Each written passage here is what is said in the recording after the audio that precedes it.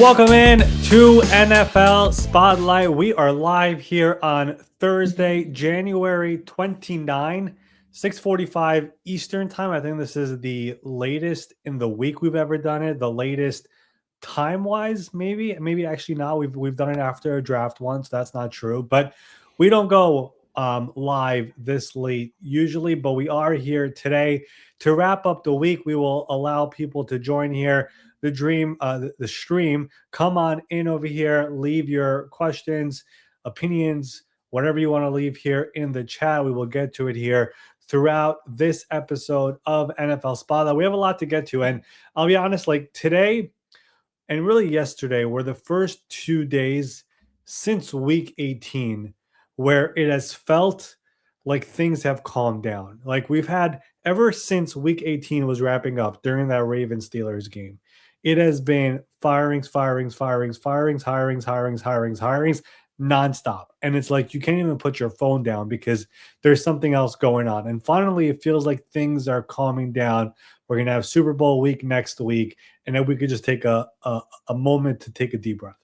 That's good. Let me bring in my good friend Ben Allen. Ben, what's going on, buddy? How are you?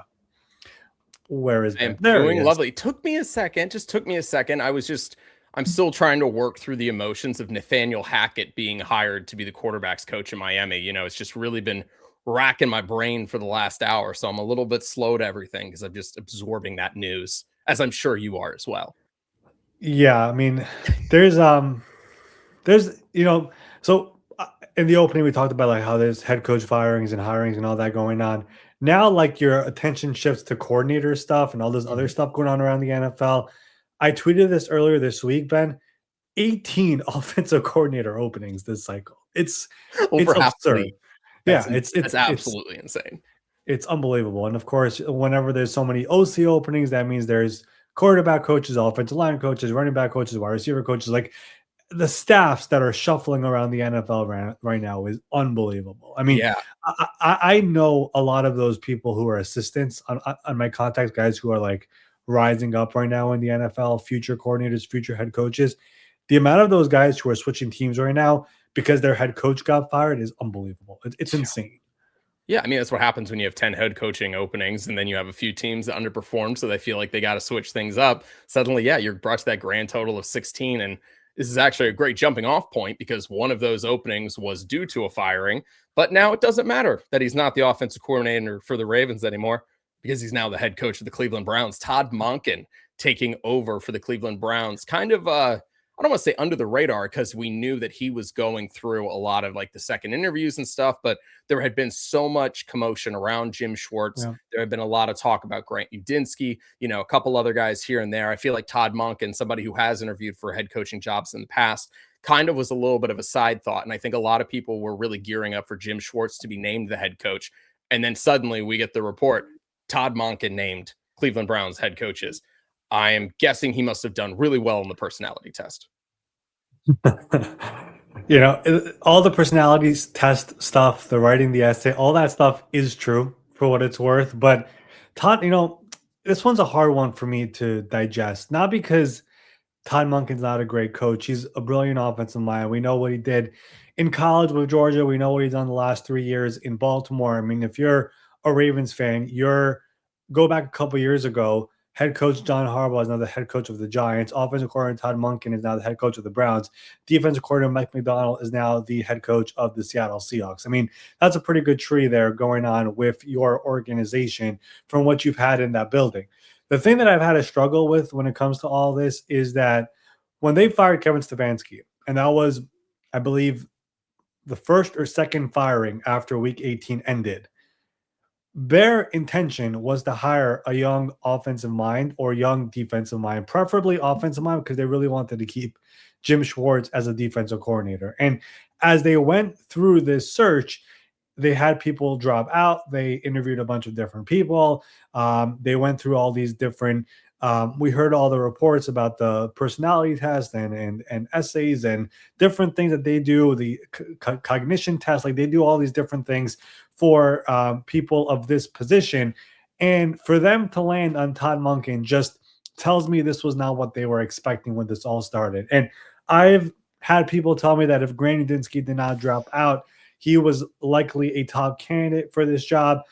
Nathan Chilaus was definitely an impressive one here as well, but it sounds like he and Udinski both wanted to move on from Jim Schwartz, but ultimately you hire Todd Monken, and I believe people in that organization believed if we hire somebody who is of similar age as Jim Schwartz, Jim is going to be okay with staying as a defensive coordinator.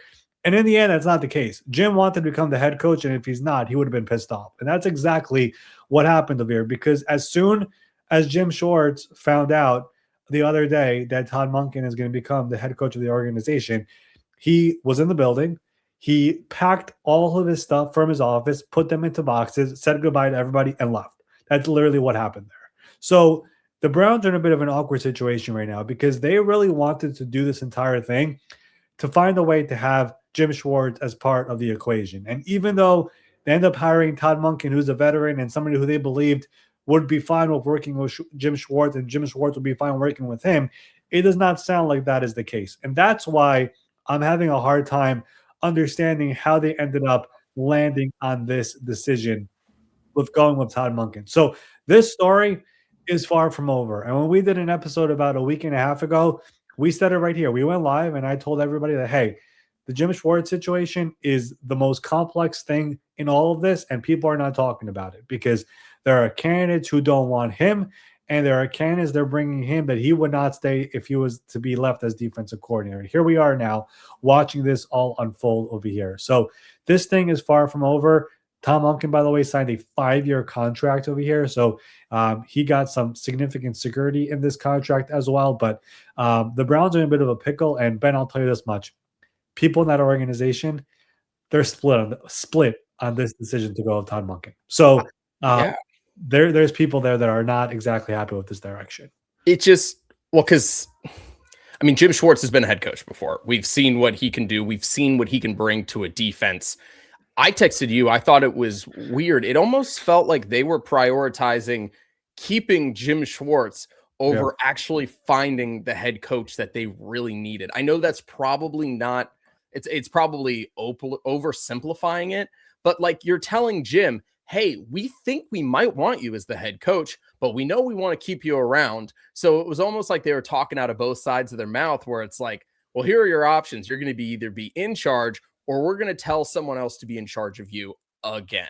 Yeah. Like it just, I don't blame him. I'd be like, kick rocks. Yeah. Their model that they were trying to do when this all started, and I can talk about this more openly now because their search is over. Their model was, hey, Sean McVay, when he was hired with the Rams, he had Wade Phillips. He was the head coach of the defense. When Matt Nagy was hired in Chicago, he had Vic Fangio as the head coach of the defense. They were like, we're going to hire that young offensive line to become the head coach, and Jim is going to have full control, full of everything of the defense. The problem is, and like I said a couple of weeks ago, these young coaches who are coming in did not want Jim Schwartz. Not because he's not a great coach. It's that anybody who knows Jim is different. Like Jim is strong personality, very strong personality, very intense. And it's even if you believe you're a person who is even killed and all that, like he is somebody who could, crash course, whatever it's called. So that was an issue for some of these young candidates over here. And the Browns ended up in a situation where they didn't know what to do. So there was an element of we could definitely elevate Jim, but they decided not to do that. I think their end process was, hey, we're going to hire Todd, who we like, who, again, is a great coach, but we think since they're in the same age bracket, they'll be able to coexist, and Jim will accept it. Jim did not accept it. And as now if that's just the magic thing, is being near the similar age is why two people will work together well. Yeah. So the problem right now for Jim is that he is under contract, and he is you can't just leave that contract. Now, we've seen other instances like this recently. Wink Martindale, when he was with the Giants and he had a whole beef with Brian Daboll, he just left, and eventually the Giants let him out of his contract. So I think Jim is going to try to pull that off. And I'll tell you this much. We mentioned there are 18 offensive coordinator openings in all of this.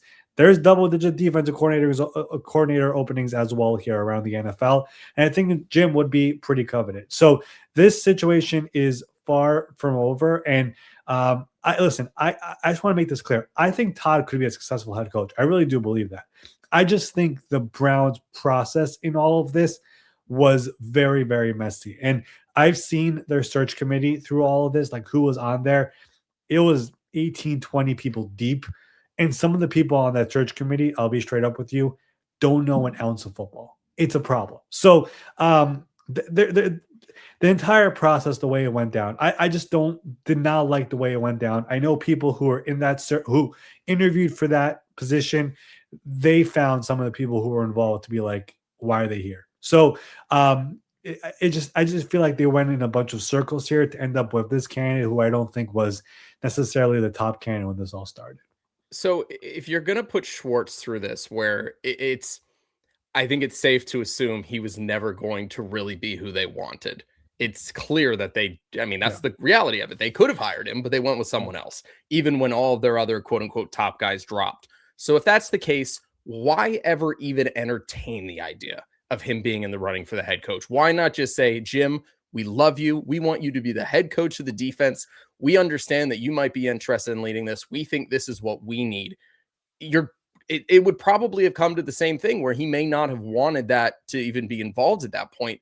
But why then put on this charade of it? I think it would be insulting if he did not get a head coach interview. I mean, But to string him along this way? The strength of the team has been the defense, and Yeah. probably more. There's a few things. The Ravens also interviewed him for the head coach position. So if your division rival is doing it, how could you not? Secondly, I think Jim Schwartz, he had success in Detroit. Like Detroit was a mess for so long, and after he left, they became even more of a mess for the most part. Like he got them to the playoffs. They had a couple of bad drafts and a couple of players who had character issues who they drafted, which was more in the front office than him. And eventually it all imploded. But he felt like, hey, what I did in Detroit was actually worthy of getting a second chance. And what I've done as a defensive coordinator in Philadelphia to now here in Cleveland, I've been very successful everywhere I've been. The players all love him. Myles Garrett, Carson Schlesinger, Denzel Ward.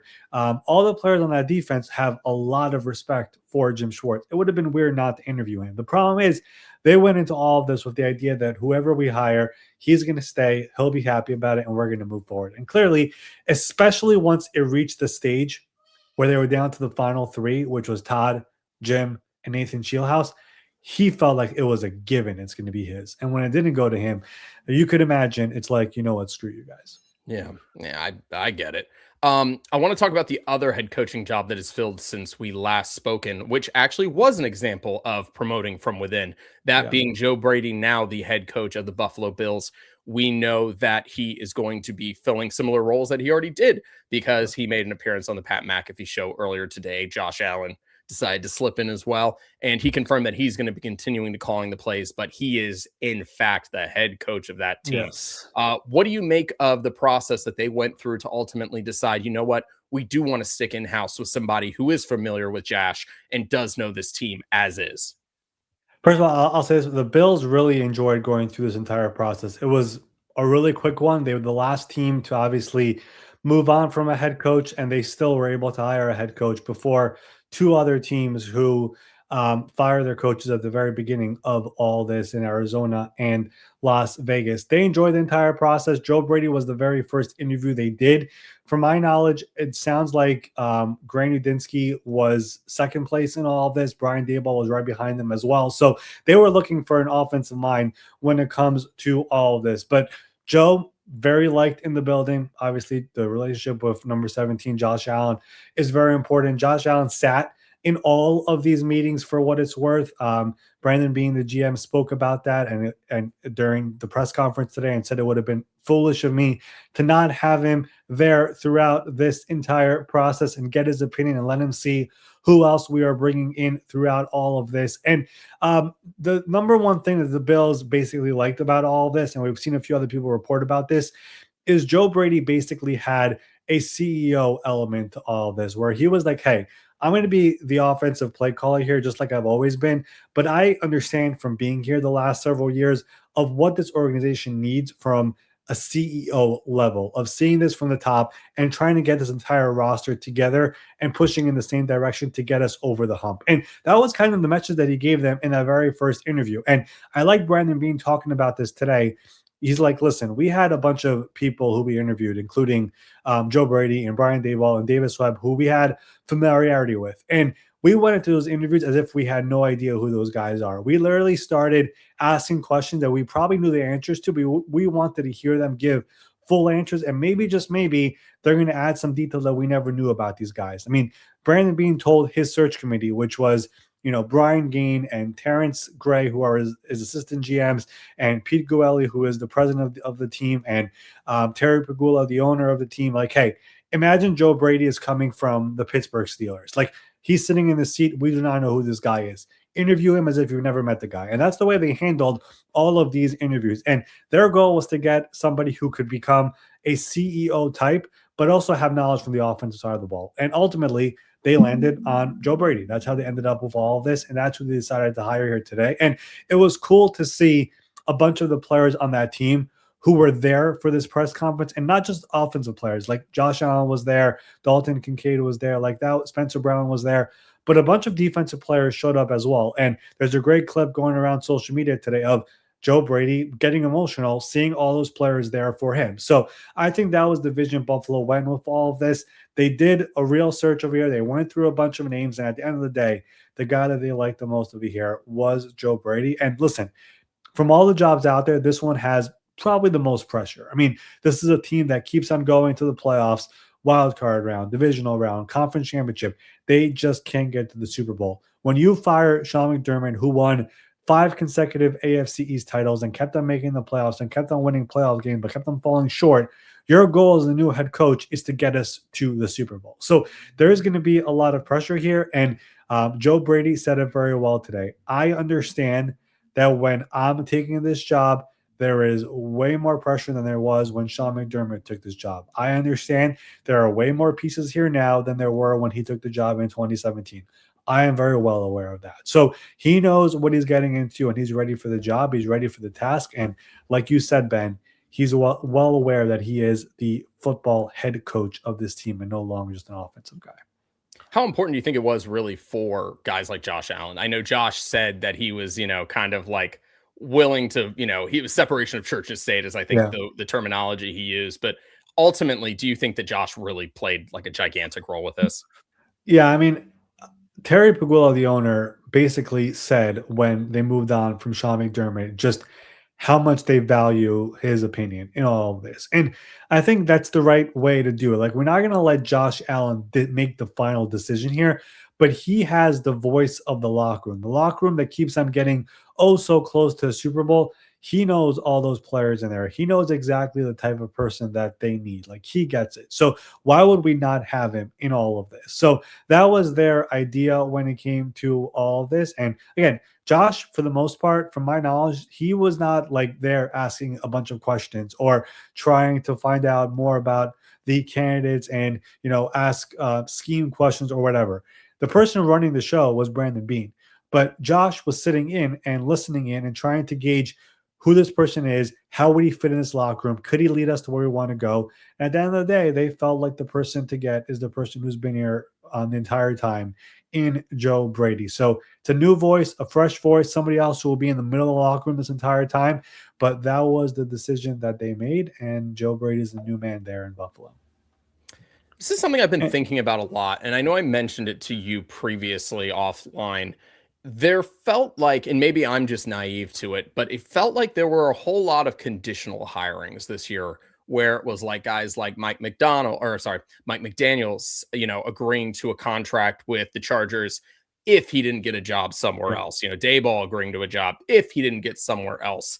What do you make of these sort of like conditional deals getting signed for guys to go be a coordinator if they don't get a head coach? Is this something that's new, or am I just noticing it differently? Like, it just feels interesting that it's being publicly announced beforehand.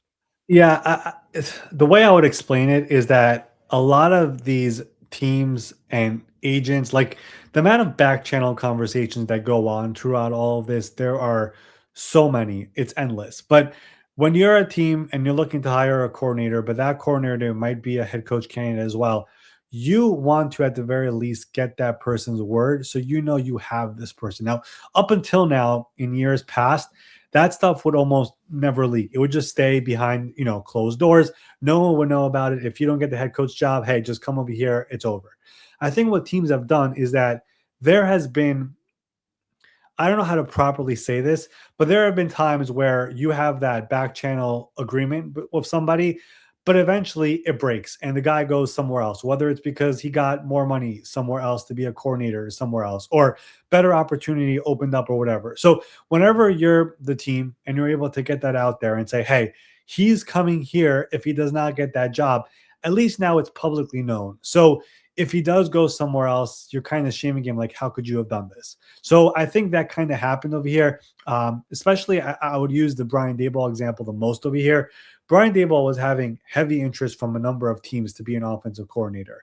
Tennessee has been wanting to get him for a number of weeks, regardless of who the head coach was. So their entire thing over here was like, listen, we're going to make sure that it's known over here that, hey, we're getting him as our offensive coordinator. He has basically verbally agreed to come to us, and we're going to put it out there. And that's how the word got out there. And eventually, once he did not get the Buffalo job, he really was not a finalist for the Raiders job, but really the Buffalo job. Once that did not happen, then he's for sure coming here, put pen to paper, it's over. So it's more about making sure word does not break. And if you make it more public, there's a scenario here where it's harder for that person to break away from a verbal agreement.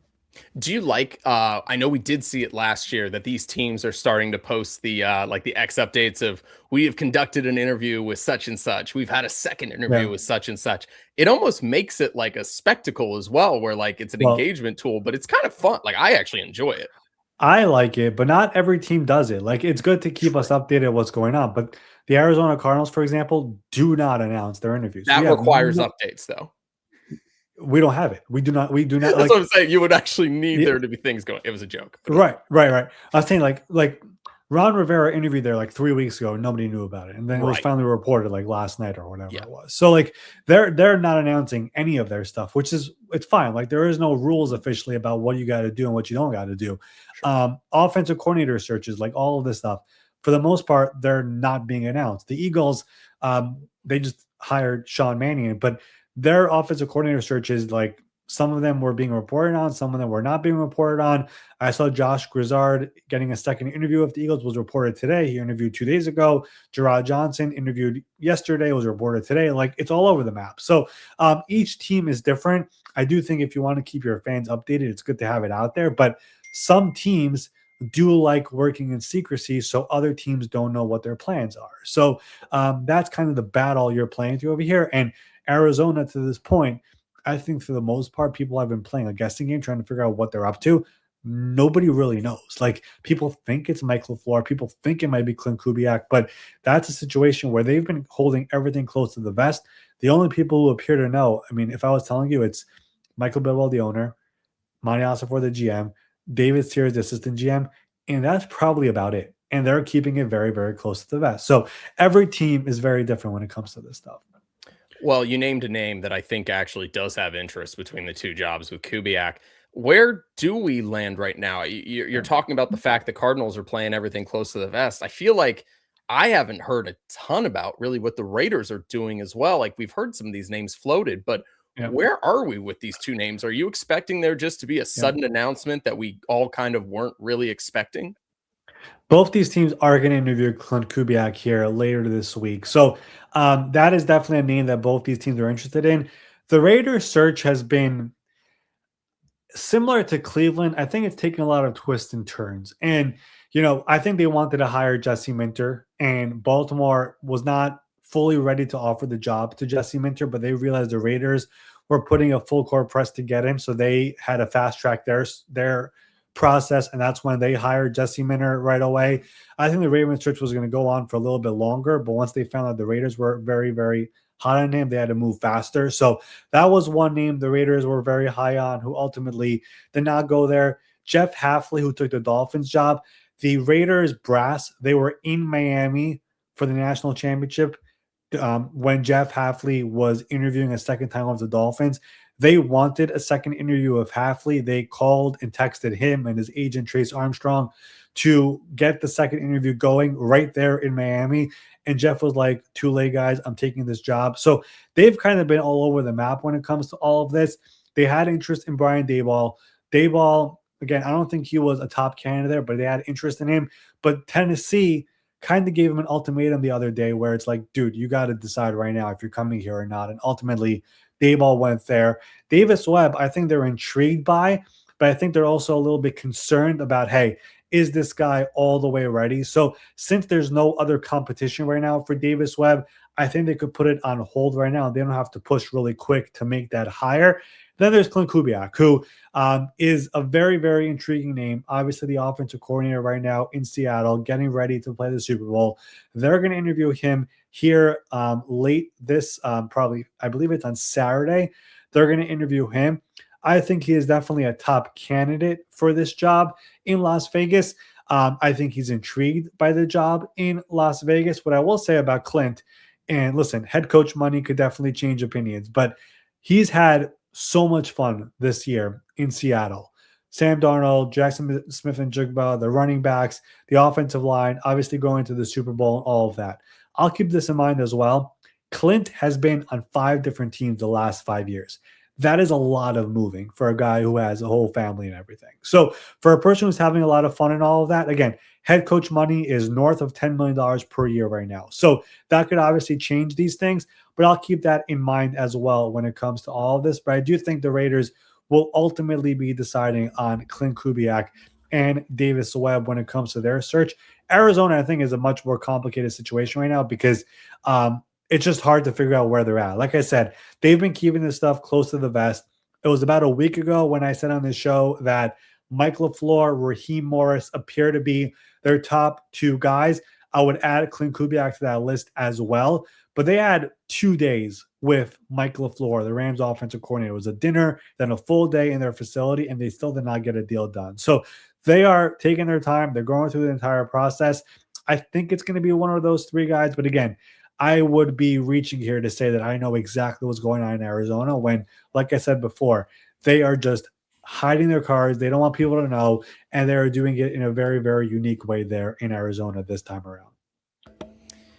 Well, it seems like, you say it's slow. You say it's quiet today on Thursday, January 29th. There's going to be something that happens here soon. I'm sure that it will happen quickly, and we will all sit back and say, wow, very interesting. Unless it's Kubiak, in which we're then going to probably have to wait a little bit, but that's okay. I'm just excited to see the Mannion hiring, with the Eagles, like all these young quarterbacks that have, I say young, they're younger-ish former quarterbacks taking these jobs, really getting experience. It's cool. I love it. Ben, if you recall, we did a rising coaches list before the season. I told you 5 former NFL quarterbacks who are current coaches who are names to watch. I think Mannion, all 5. Davis Webb. Help me out here. Johnson. David Blau, who is now the Commanders' offensive coordinator. Yes. That was number 3. Sean Mannion, who's now the Eagles' offensive coordinator. Davis Webb, who is a potential head coach in Las Vegas. Scott Tolzien and Alex Tanny were the other 2. They've gotten interviews with the Eagles and the Giants for offensive coordinator as well. So these backup quarterbacks who, listen, to be a backup quarterback, like, you need to have some talent, but a lot of it also is just your mind. And a lot of those guys end up becoming future coaches. I mean, you see Josh McCown now around the NFL as well as a good example as well. So these guys, those are 5 guys that we mentioned before this season started. And here we are now in this coaching cycle. They're front and center when it comes to this stuff. So it's pretty cool to see. It's fantastic. I love it. I'm sure that you're doing all your preparation for the Pro Bowl games next week, right? Is that where the rest of your day and your time is going to be spent? I mean, if you're not excited to watch Dor Sanders in the Pro Bowl, I mean, I don't know what else to say. I mean, people were like making fun of like all these guys dropping out of the Browns head coaching search. And I was like, why would you drop out from having a young 22-year-old Pro Bowl quarterback? It just doesn't make sense to me. That all adds up. And, he's the man in the room with Todd Monken, according to Acho. So, don't need to listen to anybody else. Just listen to yourself. Yeah. The one thing we should quickly mention over here, the Bill Belichick stuff that happened earlier this week, we never addressed it. Yeah. Absolutely absurd. Absolutely absurd. I mean, I don't care what rationale you give for why you had certain guys ahead. You think they're going to miss it's just wrong.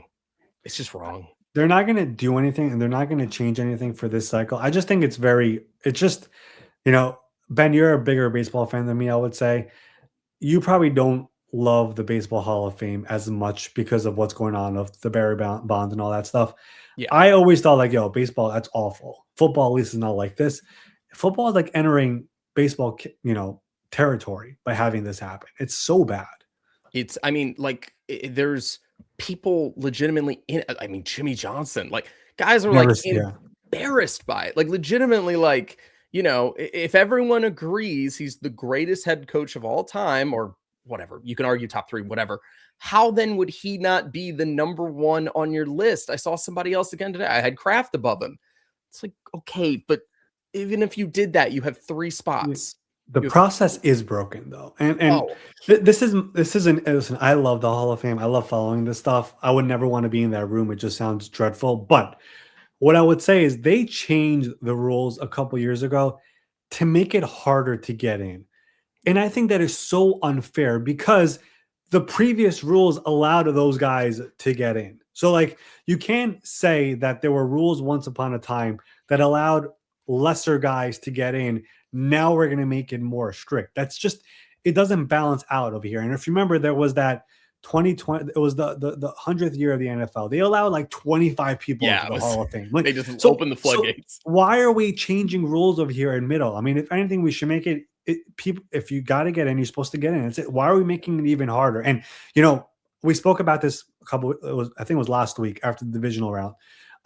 Mike Shanahan should be in the Hall of Fame. I mean, it drives me crazy. Only one coach a year minimum gets in. So Belichick not getting in this year pushes him to next year, which pushes Mike Shanahan further. And they changed the rule 2 years ago where it used to be a 5-year waiting period for coaches. Yeah. They changed it to 1 year if you're out of the league. That's why Belichick is eligible right now. It's a little weird to me too, but that's rather right there. So Mike Tomlin becomes eligible next year officially because he's out of football now, right? Yeah. So you have this logjam now of Belichick, and then you have still Mike Shanahan, you still have Mike Holmgren, you still have Tom Coughlin, you're going to have Mike Tomlin. Andy Reid's going to retire in the next year or two. He's a shoo-in as well, probably. You have this gigantic logjam of Hall of Fame coaches who are not getting in, and only one a year gets in. It's such a disaster right now. What's going on with it? I for the life of me, I'm the person that says I like these to be small groups. All the Hall of Fames. I think baseball lets in too many people. I mean, I loved Andrew Jones. I'm glad Andrew Jones got in. Yeah. And I had my own gripes with Carlos Beltran getting in for some of the cheating stuff, the trash can banging there in Houston, and him being one of the leaders in that. Regardless, you can look at the resume and you can say that makes sense, but you can still say maybe they let in too many guys. You can't look at the greatest head coach of all time, regardless what of the other reasons are.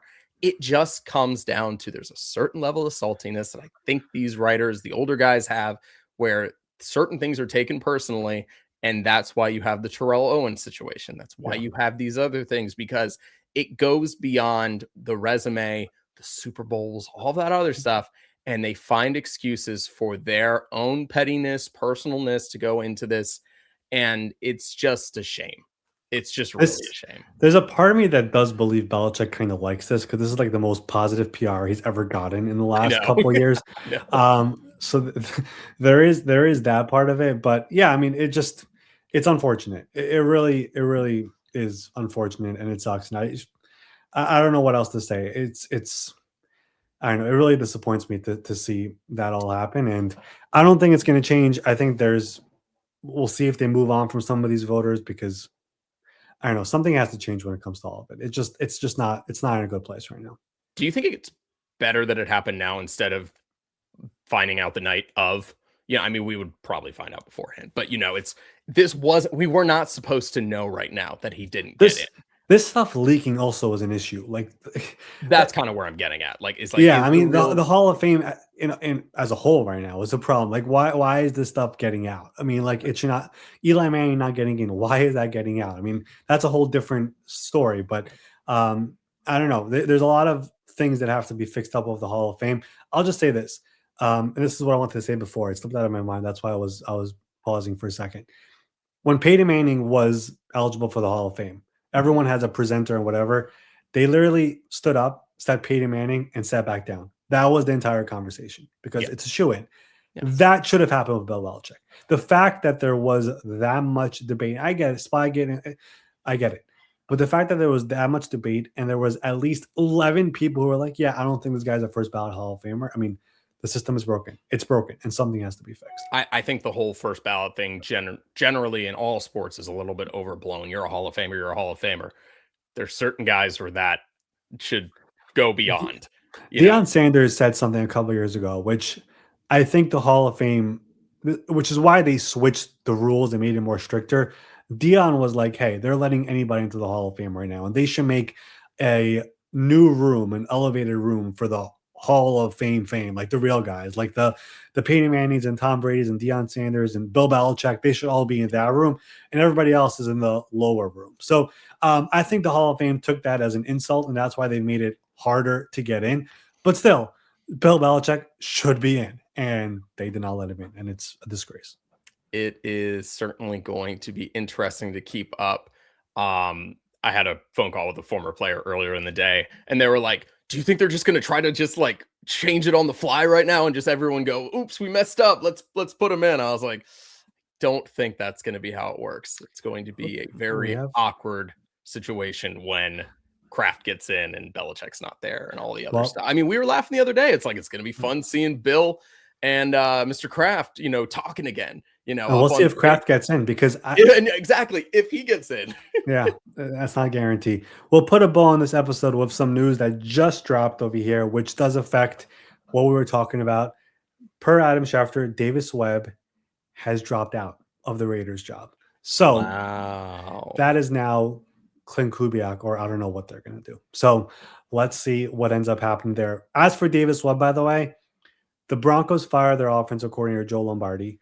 That was not for this thing. That was not because of Davis Webb. Oh, that wasn't a way that was not. That was actually because they wanted to make a move. However, Davis does have a lot of interest around the NFL right now for offensive coordinator and to play call. Keep in mind, in Denver, he does not call plays. Right. So that's the Giants and that's the Ravens. Two teams to keep an eye on when it comes to play calling offensive coordinator over here. So that's one to watch. You could also just stay in Denver, probably become the offensive coordinator there and not call plays, and they'll probably still have the same head coach interest the way he just had, but we'll see what he does. But that is some news over here to wrap up this episode. For those of you who listened the whole time, forget everything that we said about Davis Webb up till this point. And thank you guys for watching along with us here. It was nice doing this on a Thursday, a little bit later than we usually do. Make sure you guys are subscribed. We'll get this up here on YouTube as well, but we love having everyone pop up here on the My Sports Update page with Ari and myself. And yeah, we're going to continue to do this. The Super Bowl is going to be here soon, and we'll be back in the full swing of things and getting some guests on here soon. And yeah, fun times in the NFL, Ari, as always. As always, it never stops. But that will do it here for this Thursday live stream, January 29 of NFL Spotlight. We will be back next week when it officially will be Super Bowl week. New England Patriots, Seattle Seahawks. They're right up there above my shoulder. That will be coming up over here next week. We'll talk about the game. We'll have a lot more fun discussion here on NFL Spotlight, and we will see you then.